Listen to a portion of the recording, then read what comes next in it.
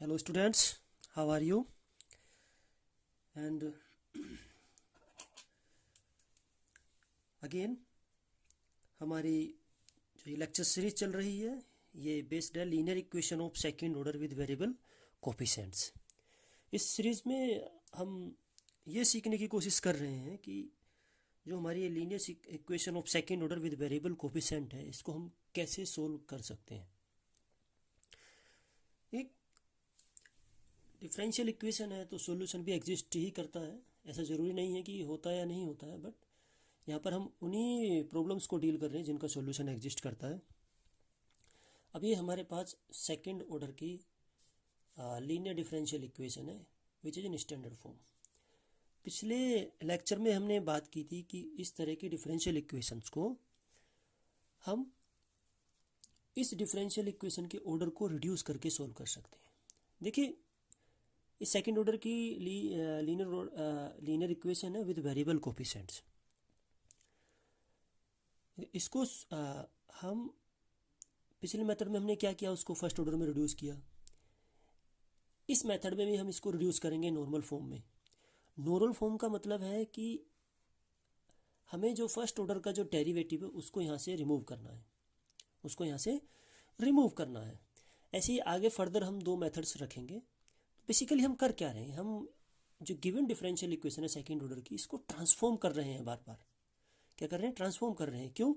क्योंकि हम कोई नया मेथड तो इजाद कर नहीं रहे हैं यहाँ पर कि डिफरेंशियल इक्वेशन को सोल्व करने के लिए। जो हमारे पास प्रीवियस मेथड्स हैं, जैसे कि आपका linear equation with constant coefficient है, कोची आयलर इक्वेशन है, और जब आपकी जो फर्स्ट ऑर्डर की डिफरेंशियल इक्वेशन, आप जानते हैं कि इनको कैसे सोल्व किया जा सकता है। So that's why we are reducing this differential equation in that form कि हम इसका सोल्यूशन निकाल सकें। ठीक है, तो जनरली हम क्या करते हैं कि इस डिफरेंशियल इक्वेशन को हम कोशिश करते हैं कि linear equation with constant coefficient बन जाए, क्योंकि हमें पता है कि उसको कैसे सोल्व किया जा सकता है। उसका सी एफ निकालेंगे, उसका पी आई निकालेंगे और आपको सोल्यूशन मिल जाएगा। तो इस सीरीज में linear equation of second order with variable coefficient को सोल्व करने का तरीका यही है कि पहले हम उसको ट्रांसफॉर्म करते हैं, या तो फर्स्ट ऑर्डर में, या उसका जो फर्स्ट ऑर्डर डेरिवेटिव है उसको रिमूव करके उसको सेकंड ऑर्डर की डिफरेंशियल इक्वेशन बनाते हैं। और आगे भी अभी दो मेथड आने वाले हैं। तो इस मेथड को हम तब यूज़ करेंगे जब हमारा प्रीवियस मेथड फेल हो जाए। प्रीवियस मेथड फेल होने का मतलब क्या था, आपने देखा होगा कि हमने प्रीवियस मेथड में वहाँ पर भी हमने क्या कहा था कि let y equal to u be a complete solution. Okay, फिर हमने वहाँ पे u को बाय इंस्पेक्शन फाइंड आउट किया था। कब? जब हमें एक पार्ट नोन हो कॉम्प्लीमेंट्री फंक्शंस का, उसकी हेल्प से हमने इस डिफरेंशियल इक्वेशन को v में कन्वर्ट कर लिया था और वहाँ से हमने v की वैल्यू निकाल ली थी। वहाँ से आप u कैसे निकाल पाते थे कि अगर इनमें से कोई एक कंडीशन सेटिस्फाई होती है तब आपको u इस तरीके का मिल जाएगा, बट अगर ये कंडीशन सेटिस्फाई ही ना हो तब, इसलिए ये मेथड हमारा काम करेगा। तो हम क्या करेंगे, गिवन डिफरेंशियल इक्वेशन जो लीनियर डिफरेंशियल इक्वेशन है सेकंड ऑर्डर की, इसको ट्रांसफॉर्म करेंगे किसमें, नॉर्मल फॉर्म में। Normal form means first order के डेरिवेटिव को आपको रिमूव करना है यहाँ से। तो कुछ चीज़ें सेम रखेंगे कि let y equal to u be a complete solution.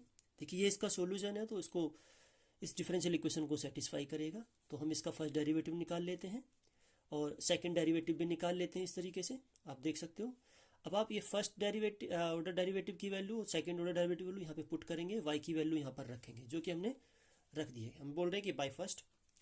देखिए इस वैल्यू को पुट करने के बाद हम इसको सोल्व करने के बाद यहाँ पर पहुँच जाते हैं। अब ध्यान से देखिए, ये डिफरेंशियल इक्वेशन है सेकंड ऑर्डर की independent variable y, dependent variable v।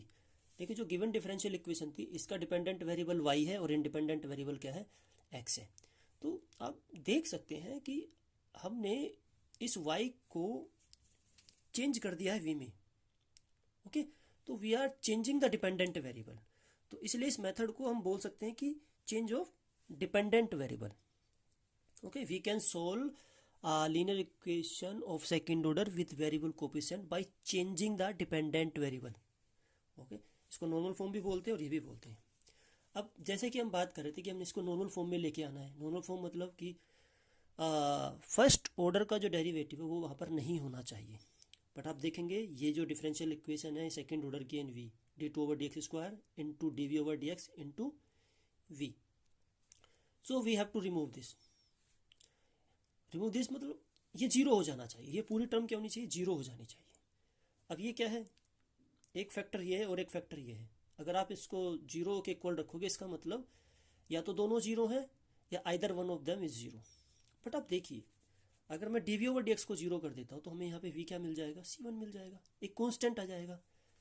अब भाई अगर हम वी यहाँ पे रख देंगे, हम इसको कांस्टेंट रख देंगे तो यहाँ पे क्या बन जाएगा, यू। अब आप इसका एक बार डिफ्रेंशिएशन करेंगे तो डी ओवर डी एक्स मिल जाएगा, दो बार करेंगे तो सेकंड डेरिवेटिव मिल जाएगा। तो हमारी जो गिवन डिफरेंशियल इक्वेशन है ये एज इट इज रह जाएगी। ओके, तो हमें यहाँ पे कुछ मिलने वाला नहीं है। सो ये आपको स्ट्रिक्टली ध्यान रखना है कि आप d v over d x को जीरो नहीं रख सकते। इसका मतलब जब इन दो फैक्टर्स का प्रोडक्ट जीरो है और ये जीरो हो नहीं सकता, इसका मतलब इसको हमें जीरो करना पड़ेगा। तो देखिए हमने कर दिया इसको जीरो। ओके, यहाँ से आप क्या निकाल लेंगे, यू निकाल लेंगे। तो यहाँ इस जब भी हमें इस तरह से हम किसी प्रॉब्लम को सोल्व करेंगे तो उसका यू ऐसे निकलेगा। ओके, देखिए पॉइंट ऑफ अगर आप क्वेश्चन को सोल्व करने जा रहे हैं तो आपको ये याद रखना, ये पूरा प्रोसेस करने की कोई आवश्यकता नहीं है क्योंकि it will be a time taking. ठीक है, अभी मैं इसका वर्किंग प्रोसीजर बताऊंगा कि आपको क्या क्या याद रखना है और किस तरीके से प्रॉब्लम को सोल्व करना है। अब आप देखिए हमें इसको रिड्यूस करना है वी में। तो देखिए यहाँ पे जो जितना भी ये डी ओवर डी एक्स है ये इसको रिमूव करना पड़ेगा, मतलब इसकी वैल्यू हमें चाहिए। तो अब देखिए हमें यू मिल गया है, यहाँ से आपको डी ओवर डी एक्स की वैल्यू मिल जाएगी, इसके सेकंड डेरिवेटिव की वैल्यू मिल जाएगी, पी और क्यू की वैल्यू नोन होगी बाय गिवन डिफरेंशियल इक्वेशन। इन सारी वैल्यूज को हम यहाँ पे पुट कर देंगे। उन सबको पुट करने के बाद और सोल्व करने के बाद देखिए आपको ये मिलेगा, this will be now this is a second order linear differential equation in v. So हमारा डिपेंडेंट वेरिएबल क्या है यहाँ पे, वी। तो हमने y को v में कन्वर्ट कर दिया। इस पूरी क्वांटिटी को हम x बोलेंगे और इसको हम क्या बोल देंगे, y। So now this is the linear equation of second order. Okay, अब जो भी हमें गिवन डिफरेंशियल इक्वेशन होगी उस वो सोल्वेबल होगी, वो इस पे डिपेंड करेगा, इस डिफरेंशियल इक्वेशन पे, और इसमें भी इस x पे डिपेंड करेगा। क्यों डिपेंड करेगा, देखिए अगर x हमारा कांस्टेंट होता है, कुछ भी मान लो, अगर x हमारा क्या हो जाता है, कांस्टेंट हो जाता है, सपोज ये C1 हो गया, तो हम इसको कैसे लिख सकते हैं, अभी फिलहाल ये क्या है, ओके। अगर ये कांस्टेंट हो जाता है तो ये क्या हो जाएगा, d two v over d x square plus c one into v equal to y. तो देखिए बहुत इजीली है, तो ये हो जाएगा d square plus c one v equal to y. ये क्या हो गया, ये लीनियर डिफरेंशियल इक्वेशन हो गया विद कांस्टेंट कोफिशिएंट, और आप इसको इजीली सोल्व कर सकते हैं। यहाँ से आपकी एक्जुअलर इक्वेशन बना के m1 m2 निकाल सकते हैं, उसका सॉल्यूशन लिख सकते हैं, वो आपका CF होगा, और यहाँ से PI। सेकंड, अगर आपका x कांस्टेंट हो और अपॉन में x स्क्वायर हो, ऐसा मैं क्यों बोल रहा हूँ, सपोज करो this will B C1 x square. देखिए तो मैं इसको सीधा सीधा डी स्क्वायर लिख रहा हूँ, तो this will be d square plus C1 upon x square into v equal to y. अब आप यहाँ से क्या करेंगे, इसका आप एलसीएम ले लीजिए। So x square d square plus C1 v equal to x square y. अब ध्यान से देखिए ये बन गई हमारी कोची आयलर इक्वेशन।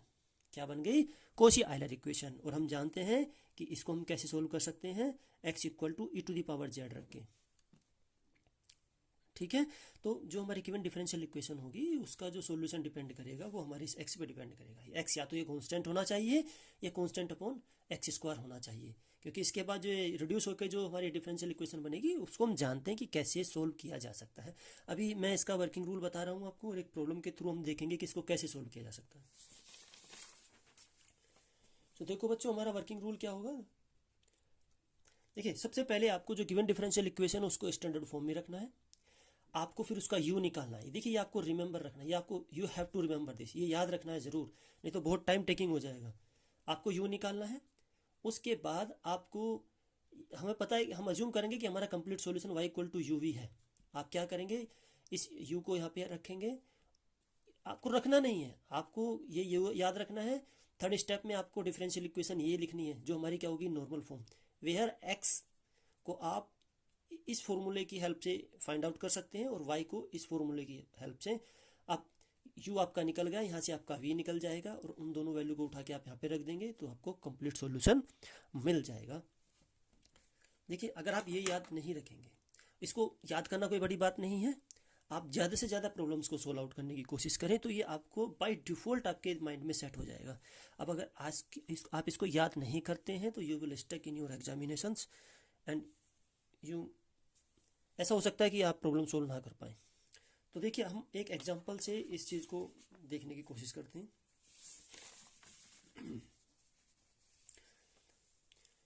अब आप समझने की कोशिश कीजिए, मैं ये PDF बना के उसका लिंक डिस्क्रिप्शन में दे दूंगा, आप वहाँ से डाउनलोड कर सकते हैं। देखिए, हमें सोल्व करना है d2y/dx², दिस वन। ओके, देखिए इसका हाईएस्ट जो ऑर्डर का जो डेरिवेटिव है उसका कांस्टेंट 1 है, it means it is already in normal form, तो चेंज करने की कोई ज़रूरत नहीं है। तो स्टेप फर्स्ट क्या था कि हम उसको नॉर्मल फॉर्म में कन्वर्ट करेंगे, ये ऑलरेडी नॉर्मल फॉर्म में गिवन है। तो स्टेप फर्स्ट में हम क्या करेंगे, केवल कंपेयर करके पी क्यू आर की वैल्यू से निकाल लेंगे, पी क्यू आर। ठीक है, सेकंड स्टेप क्या था हमारा कि हमें इसको रिमूव करना है, किसमें, हमें रिमूव करना है इस फर्स्ट ऑर्डर के डेरिवेटिव्स को। So to remove the first order derivative from first v choose, हमको यू क्या होना चाहिए, ये यहाँ पे p की वैल्यू रखेंगे, ये 2 से कैंसिल हो जाएगा, यहाँ पे 2x आ जाएगा, तो e⁻x² आपका क्या आ जाएगा, u आ जाएगा। This will be your equation number 2। Let the required general solution be y = ub, this is your step third, where v is given by. ठीक है, और ये हम u हमको मिल गया, इस v को हम कैसे निकाल सकते हैं, इस डिफरेंशियल इक्वेशन की हेल्प से। ठीक है, जहाँ पर x क्या है आपका, ये है, आप q की वैल्यू रखेंगे, p का डिफरेंशिएशन करेंगे x के रेस्पेक्ट में, ये, और p² वैल्यू रखेंगे, आपको यहाँ पे 1 मिलेगा, और y हमारा मिल जाएगा -3 sin 2x। देखिए हमारा x कांस्टेंट मिल गया है, तो अब इस वैल्यू को हम यहाँ पे पुट करेंगे, तो ये क्या बन गई हमारी, ये हमारी लीनियर इक्वेशन बन गई विद कांस्टेंट कोफिशिएंट। और अब क्या है, ये नॉन होमोजीनियस है, तो इसका हमें CF भी निकालना है और इसका PI भी निकालना है। CF कैसे निकालते हैं आप, उसकी एक्सिलरी इक्वेशन बना के वहाँ से m की वैल्यू निकालते हैं और उसको c1e⁻m1x + c2e⁻m2x रखते हैं, और अगर रूट कॉम्प्लेक्स है तो उसको हम दूसरे तरीके से रखते हैं। Let's see what will happen. देखिए, जो हमारी ये इक्वेशन नंबर 5 आई थी, हमने इसको बोला है इक्वेशन नंबर 5। हम इसके आगे चल रहे हैं, तो ये this is linear differential equation with constant coefficient. Here axillary equation of 5 is m² + 1 = 0। हमारा m क्या आ जाएगा यहाँ से, ± i आ जाएगा। तो आप यहाँ पे क्या लिखेंगे, आप लिखेंगे कॉम्प्लीमेंट्री फंक्शन, इसको CF भी बोलते हैं, ऑफ 5 इक्वल टू, देखिए कॉम्प्लेक्स रूट है, कैसे लिखेंगे, c1 cos x + c2 sin x। अब हम हमें क्या निकालना है, नॉन होमोजीनियस है, तो इसका हमें क्या निकालना पड़ेगा, PI भी निकालना पड़ेगा। एंड PI क्या होगा हमारा, इसका 1/d² + 1, okay, -3 sin 2x, this will B -3 ये कितना हमारा 2 है, इसके कोफिशिएंट को यहाँ पे रखेंगे, तो -2² + 1 sin 2x। तो आपको PI क्या मिलेगा यहाँ से, ये हमारा 3 होगा, कैंसिल आउट हो जाएगा, तो हमें मिल जाएगा केवल sin 2x। Okay, so now हमारा सॉल्यूशन, ये हमने सॉल्यूशन 5 का निकाला है। So the solution of equation number 5 is, देखिए इक्वेशन नंबर 5 किस में थी, v में थी, तो सॉल्यूशन भी इसका v में आएगा। तो सॉल्यूशन को क्या लिखेंगे हम, v = c1 cos x + c2 sin x + sin 2x। ये आपका क्या था, CF, और ये आपका क्या था, PI। ओके, अब हमारे पास u भी है और हमारे पास v भी है, जैसे कि हमने अज्यूम किया था कि हमारा जो कंप्लीट सॉल्यूशन है वो y = u है। तो अब आप देखिए, फ्रॉम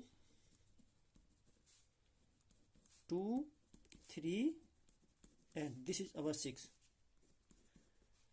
and 6, the required क्या निकाल रहे हैं हम, कंप्लीट बोल दो या जनरल बोल दो, जनरल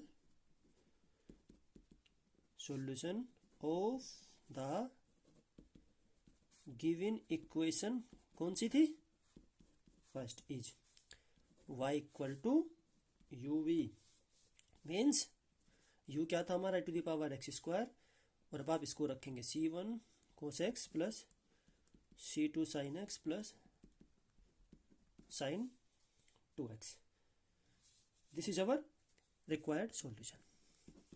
तो देखिए हमें जो सेकंड ऑर्डर की जो हमें इक्वेशन मिली थी, ये वाली, ये जो हमें इक्वेशन मिली थी सेकंड ऑर्डर की, हम प्रीवियस मेथड से इसको नहीं कर पा रहे थे, तो हमने इसको नॉर्मल फॉर्म में रिड्यूस कर लिया by changing the dependent variable. तो उससे हमें एक डिफरेंशियल इक्वेशन मिल गई है कांस्टेंट कोफिशिएंट, इसको हम इजीली सोल्व कर सकते हैं। ओके, नेक्स्ट लेक्चर में हम बात करेंगे एक नए मेथड्स की। देखिए मैं आपको एक बात बता देता हूँ कि पिछले लेक्चर्स में जो हमने प्रॉब्लम्स को सोल्व किया था, आप उस प्रॉब्लम को इस मेथड से सोल्व करके देखने की कोशिश करें और मुझे बताएं कि क्या आप उस डिफरेंशियल इक्वेशन को सोल्व कर पा रहे हैं या नहीं कर पा रहे हैं। Thank you.